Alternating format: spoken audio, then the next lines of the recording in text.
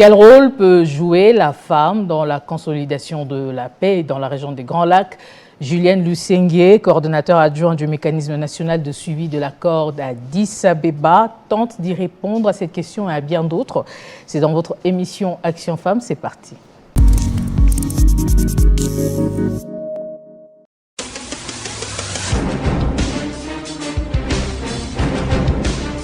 Originaire de l'Est de la République démocratique du Congo, Julienne Lusenge est défenseur infatigable et intrépide de la justice, de la paix et de l'égalité de sexe.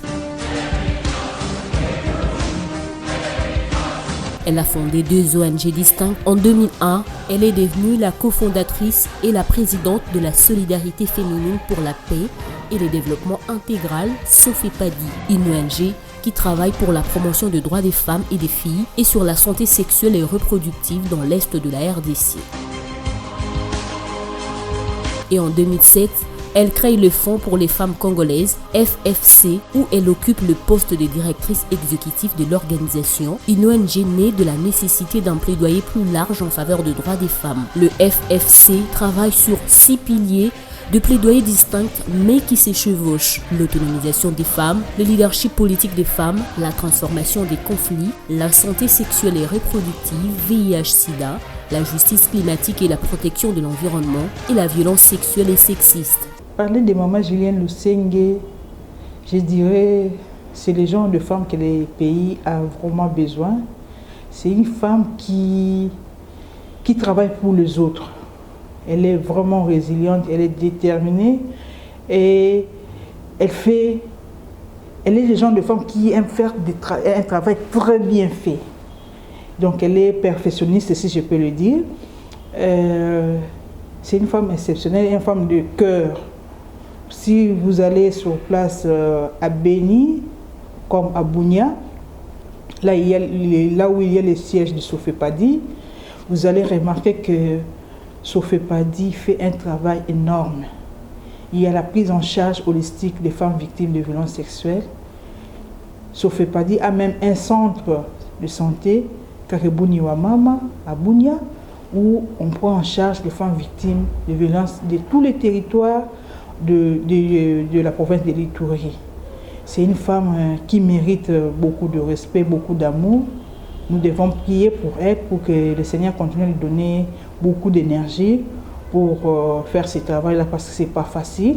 Femme à plusieurs casquettes, Julienne Lusenge est membre de la campagne internationale qui milite pour mettre fin au viol et à la violence sexiste dans les zones de conflit, mais aussi vice-présidente de la Ligue internationale des femmes pour la paix et la liberté. Au nombre de ses mérites, l'on compte notamment les titres de chevalier de la Légion d'honneur de la France en 2013, le prix Ginetta Saganda Amnesty International en 2016, le prix international des droits de la femme en 2018 du sommet de Genève pour les droits de l'homme et la démocratie. En 2019, Julienne Lusenge a été choisie comme l'une des 100 personnes les plus influentes en matière de politique mondiale de genre par Apolitical, puis reconnue début 2020 par les Nations Unies comme la première de 20 femmes à surveiller, publiée dans les Nouvelles des Nations Unies sous le titre 20 femmes en première page des Nouvelles des Nations Unies en 2019.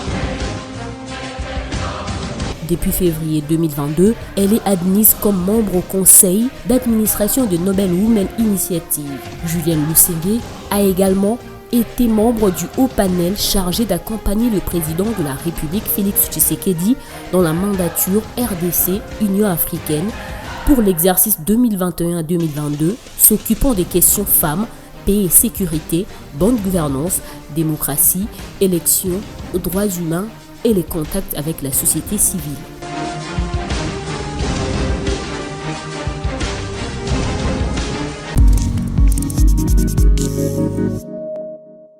Julienne Lusenge, bienvenue. Merci. Alors, dites-nous d'emblée, quel contenu donnez-vous au concept parité homme-femme avec nos mentalités? Est-ce que la femme est l'égale de l'homme?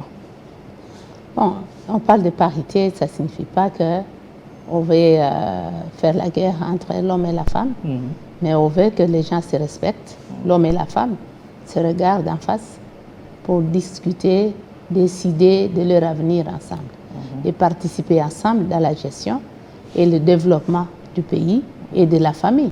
Parce que si on ne s'entend pas bien dans la famille, on ne peut pas faire des projets de développement dans cette famille. Nous voyons souvent les femmes et les hommes, les familles qui se battent, qui ne s'attendent pas, qui ont toujours des disputes. On n'arrive pas à faire des développements.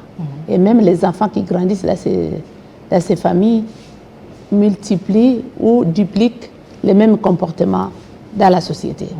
Donc c'est comme ça que nous disons la parité, nous sommes égales, nous pouvons gérer ensemble, nous pouvons débattre des questions qui nous concernent ensemble et trouver les solutions ensemble. Quelle politique publique cohérente et ambitieuse peut-on formuler en matière de genre en RDC? En matière de genre, je pense qu'il faudrait vraiment que les décideurs acceptent, non pas seulement par les textes, écrire les textes, mais acceptent d'agir et de prendre des mesures. Donc, là où il y a un homme, une femme à côté, ou une femme à côté, un homme à côté, pour participer ensemble dans la gestion du pays. À tous les niveaux, il n'y a pas de places réservées aux femmes et de places réservées aux hommes. Parce que nous sommes nés égaux, nous avons les mêmes capacités et nous voyons parfois dans les écoles des filles qui sont plus intelligentes, qui arrivent à aller plus loin et qui peuvent donner des idées innovatrices pour faire avancer le pays. Alors, femme à plusieurs casquettes, vous l'êtes. Vous êtes également coordonnateur adjoint du mécanisme national de suivi de l'accord cadre d'Addis Abeba. Dites-nous d'abord, pour en parler, qu'est-ce qu'il y a de bon dans cet accord? Qu'est-ce qu'il y a de mauvais également? Bon, je ne peux pas juger les décisions des chefs d'État qui ont signé ces accords parce que c'est un accord qui a été signé par tous les chefs d'État de la région des Grands Lacs. Exact. Mais seulement, nous devons savoir qu'il y a eu beaucoup d'exigences du côté de la RDC et les autres pays n'ont pas eu autant d'engagement. Donc c'était à la RDC qu'il fallait, on nous a donné 6 ou 7 engagements. Et c'est parti même sur nos finances. La souveraineté de notre finance a été aussi touchée. Donc on devrait travailler pour la cohésion, réformer notre armée, réformer les services de sécurité, la justice.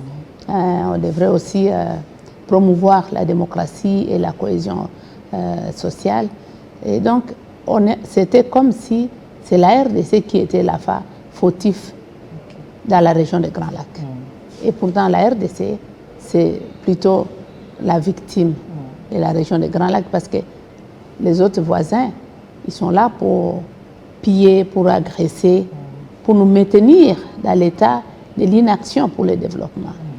Alors, il y a eu aussi quelques engagements pour les autres pays, mais chaque fois qu'il y avait des réunions, des rencontres, on ne demandait pas aux autres pays ce qu'ils ont déjà réalisé dans leur engagement. C'est seulement à la RDC qu'on demande qu'est-ce que vous avez déjà fait par rapport à vos engagements. La RDC ne fait pas, la RDC ne fait ceci.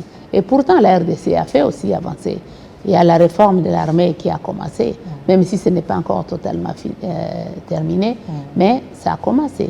Et même pour la justice, pour la démocratie, nous sommes le pays qui organise quand même mieux les élections par rapport aux autres. Exact. Et donc, c'est comme ça que cette année, c'est la 10e année de l'accord cadre. Le président de la République et tous les autres acteurs ont dit qu'il faut qu'on révisite l'accord cadre. Et même l'envoyé spécial des Nations Unies pour l'accord cadre d'Addis Abeba dans la région des Grands Lacs, lui aussi, il est unanime avec nous. Il faut qu'on révisite cet accord.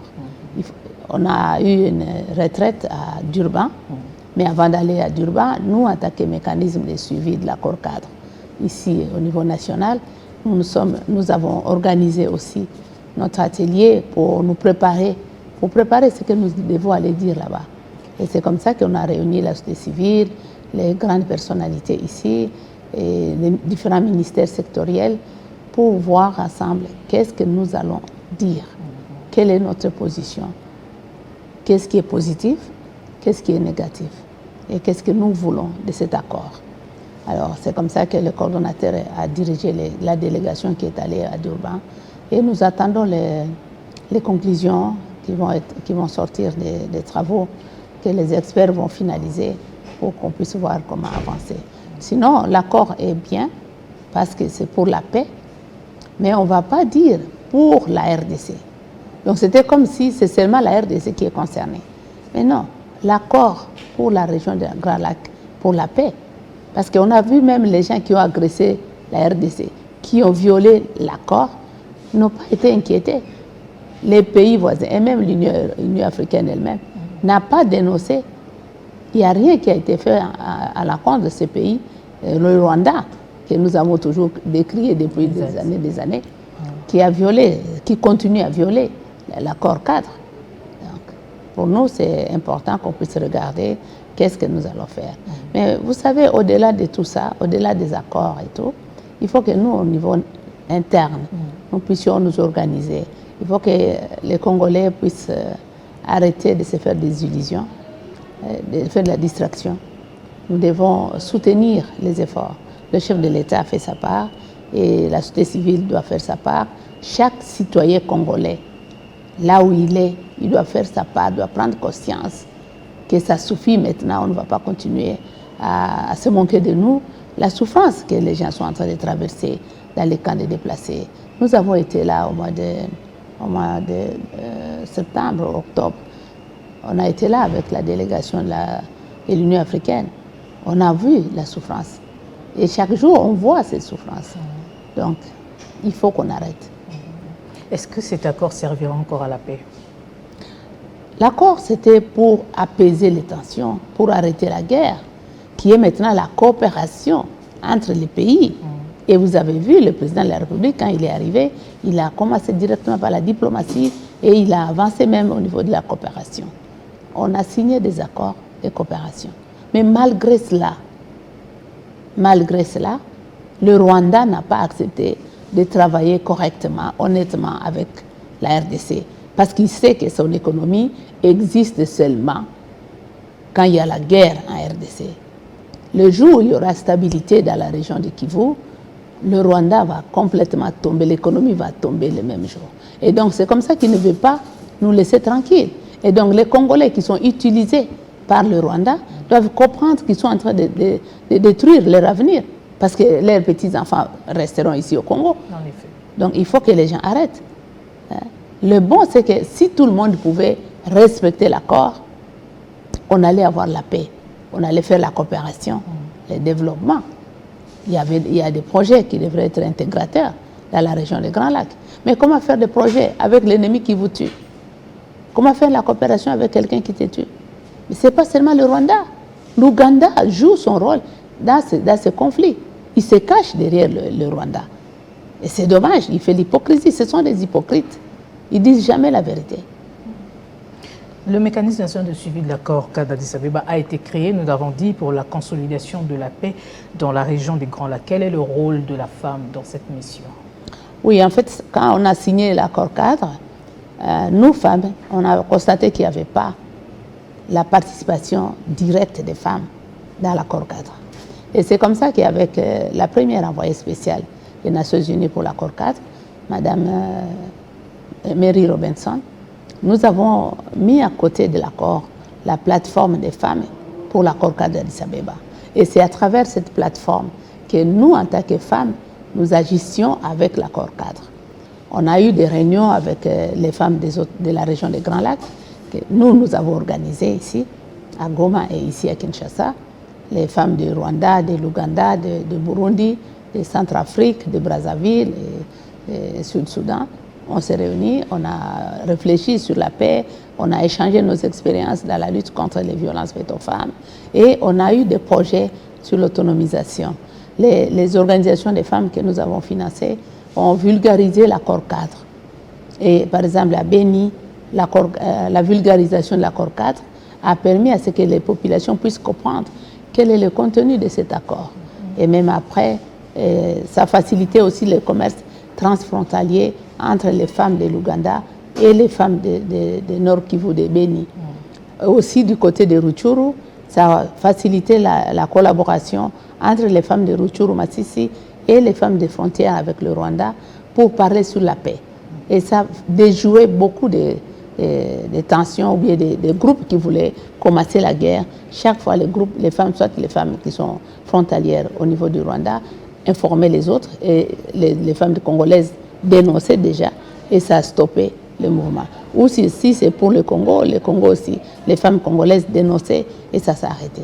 Et donc, ça a aidé. Et puis au niveau des Ouvira aussi, les femmes ont travaillé avec l'accord cadre. Elles ont pu démobiliser 17, elles ont pu récupérer plutôt 17 armes légères qui étaient entre les mains des jeunes dans les camps des déplacés. Elles ont aussi découragé les groupes rebelles burundais qui venaient recruter dans les camps des déplacés.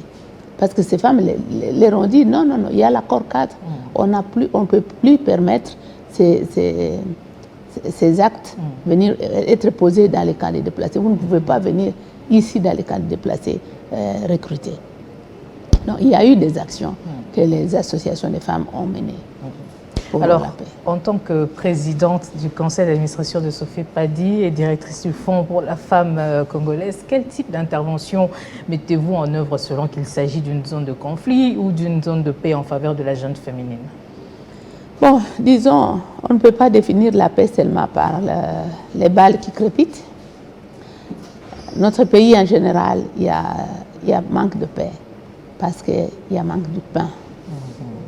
Quand on ne mange ça c'est pas, bien trouvé. Manque de paix parce qu'il y a manque de pain. Oui, parce qu'on n'a pas la paix quand on n'a pas du pain. Et ça fait des tensions dans la société, dans les quartiers aujourd'hui à Kinshasa. Est-ce que nous pouvons dire qu'il y a la paix avec tous ces Koulouna qui sont en train de commettre des crimes, qui sont en train de tuer les paisibles citoyens, les paisibles citoyens. Ils sont en train de détruire les maisons des gens, même dans les églises. Donc il n'y a pas la paix. Nous devons travailler pour la paix, sensibiliser les gens, mais aussi au niveau du gouvernement, on doit faire un effort pour donner du travail aux jeunes, pour l'encadrement des jeunes, pour qu'ils ne soient pas exposés dans les recrutements. Là où il y a la guerre déjà, comme dans le Nord Kivu, l'Ituri, nous travaillons avec les associations des femmes pour que ces femmes puissent sensibiliser pour la paix, prévenir. Parce que si on informe les gens sur les conséquences, c'est mieux que de dire on attend que ça arrive et commencer à dire qu'est-ce qu'on fait. Et puis la résolution des conflits, il y a beaucoup de formations qu'on doit avoir. Il y a des formations qu'on donne aux chefs coutumiers, des formations qu'on donne aux femmes, aux jeunes, pour que ces gens puissent aussi transmettre. Nous avons mis des périodes de paix où les femmes et les jeunes et les hommes se réunissent pour débattre des questions de paix, des conflits qui sont là, intercommunautaires. Les membres des périodes de paix s'assoient et invitent ces gens pour venir débattre et trouver la solution. Nous avons déjoué à 2018, pendant les élections passées, les femmes que nous avons formées, elles ont pu résoudre plusieurs conflits, plus de 260. Elles ont résolu ces conflits dans les périodes de paix. Et les chefs locaux font confiance à ces groupes, vont vers les groupes de femmes pour solliciter leur intervention, pour résoudre les conflits intercommunautaires ou entre familles ou entre personnes. Parce que ça aide vraiment à calmer les violences. Pendant les élections passées, les membres des périodes de paix allaient dans les villages pour sensibiliser, pour demander aux candidats de ne pas allumer le feu. Plutôt, s'ils constatent qu'on a volé leur voix, ils doivent venir aux périodes de paix pour s'asseoir. Et si vraiment il est avéré qu'ils ont des preuves, les périodes de paix les diriger vers les tribunaux, là où ils doivent être écoutés, ils doivent présenter leurs doléances, au lieu d'amener les jeunes à enflammer le village. Et ça a aidé, ça a vraiment calmé, déjoué plusieurs conflits. Quels sont les défis de la RDC en matière de la promotion des droits des femmes, selon vous? Oui, le défi de la RDC, c'est que jusque-là, on est géré par les partis politiques. Les lois ne nous aident pas. Les textes sont là. Effectivement. La Constitution le dit clairement. Mais quand il s'agit maintenant de mettre les femmes là où il faut, les membres des partis politiques, les chefs des partis politiques n'acceptent pas de le mettre. On a fait beaucoup de plaidoyers avant les élections 2018. Même cette année ici, on a vu quelques partis politiques pour les sensibiliser, pour dire voilà, il faudrait maintenant mettre les femmes sur la liste en ordre utile. Non. Quand il s'agit maintenant de classer les gens, on classe les hommes. Et combien de fois le président a renvoyé la liste pour le gouvernement? Chaque fois, il demande, donnez-moi les noms des femmes. Mais on lui renvoie les noms des hommes. On a vu encore avec Flagras ce qui s'est passé avec les candidatures actuelles. Bien que la CENI, le Parlement a réformé l'article pour dire, voilà, il faut, la liste qui aura 50% des femmes ne va pas payer, sera exonérée. Mais qu'est-ce qui s'est passé? Les gens ont trouvé non, ils préfèrent payer. Ou d'autres, ils ont pensé mettre les femmes, mais ils ne vont pas donner les moyens à ces femmes pour compétir, pour battre campagne. Pourquoi ça ne change pas? Parce que c'est la voix de la femme. C'est dans la tête. Tu sais, les gens, ils vont dans la politique pour s'enrichir. Donc, ils ne vont pas là pour travailler. Et aujourd'hui, tu peux imaginer quelqu'un qui est candidat, sa femme, ses enfants et tout ça. Et les autres membres des partis politiques, qu'est-ce qu'ils font? Donc, moi, j'ai dit, il faudrait que les femmes qui sont dans les partis politiques, qu'elles puissent elles-mêmes aussi se défendre à l'intérieur. Parce qu'elles ne peuvent pas combler seulement le vide sur dans les listes des partis politiques. Mais elles doivent y aller, sachant que j'y vais et ma voix compte. Et je vais aussi être traitée comme les autres candidats pour que j'arrive à réaliser correctement ma campagne et gagner les élections. Donc c'est dans la tête de l'homme congolais qu'il y a un problème. On a peur d'avoir les femmes à côté. Ou alors, on te met à côté et on ne te laisse pas faire le travail comme tu dois le faire. On veut seulement des décorations des femmes. Et ça, nous disons non. On ne peut pas décorer les bureaux. On est là pour travailler. Ou alors, on vous accepte de travailler et de réaliser votre mandat qui vous est assigné. Ou alors, on n'accepte pas et il ne faut pas rester. Il ne faut pas rester là-bas pour décorer le bureau. Donc, les hommes congolais doivent comprendre qu'il est temps, il est vraiment temps que nous puissions travailler ensemble, que nous puissions discuter et argumenter pour qu'on arrive à développer notre pays. Nous avons des femmes capables. Pourquoi ne pas les laisser travailler? Nous avons des jeunes femmes, des jeunes filles capables. Laissez-les s'exprimer, laissez-les parler, laissez-les faire le travail. Il ne faut pas avoir peur. Et c'est dommage pour les gens. Parce qu'on ne va pas se développer tant qu'on considère que la femme doit rester à côté. Elle n'a pas droit au chapitre de la gestion, du développement, de la politique, de l'économie. Non, non, non. On ne va pas se développer. Une dernière question. En tant que modèle de notre société, que pensez-vous de notre pays? A-t-on les ressorts d'une grande nation devenir? Qu'est-ce que j'attends de mon pays? Que pensez-vous de notre pays? Est-ce que notre pays a les ressorts d'une grande nation devenir? Oui, ce que je pense de mon pays, c'est qu'on puisse arriver à vivre et à profiter des ressources que le bon Dieu a mis pour nous. Que nous puissions partager correctement ces ressources. Que ça ne peut pas rester l'apanage d'un certain groupe. Chaque citoyen congolais doit être à mesure de manger 3 fois, doit être à mesure d'être soigné, doit être à mesure d'avoir une bonne école, doit être à mesure à circuler dans son pays.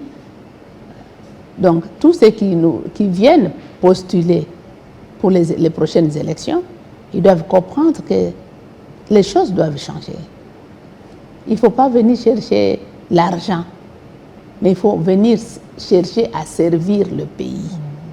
Nous nous sommes mis nous-mêmes marcher des autres, de tous les continents, de tout le monde, du monde entier. Tout le monde sait que c'est ici qu'il doit venir s'enrichir, c'est ici qu'il doit venir déverser ses marchandises, c'est ici qu'il doit venir exploiter. Pourquoi nous ne pouvons pas dire ça suffit? Maintenant, nous devons changer. Nous devons changer la situation. Le président de la République ne cesse de le dire. Mais lui ne fera pas ça seul.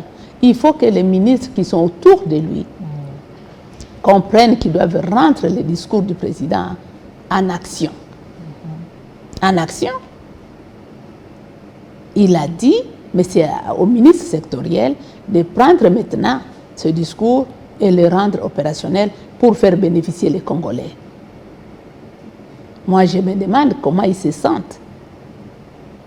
Tous ces gens qui s'enrichissent en RDC, qui dirigent, mais qui n'arrivent pas à comprendre qu'il faut que ce citoyen congolais-là est capable de se faire soigner.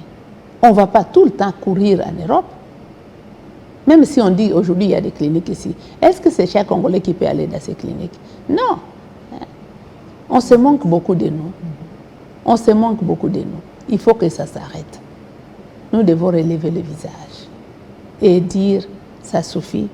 On a trop laissé passer le temps. Maintenant, nous devons récupérer notre souveraineté et nous devons vivre. Regardez seulement la vie de Kinshasa.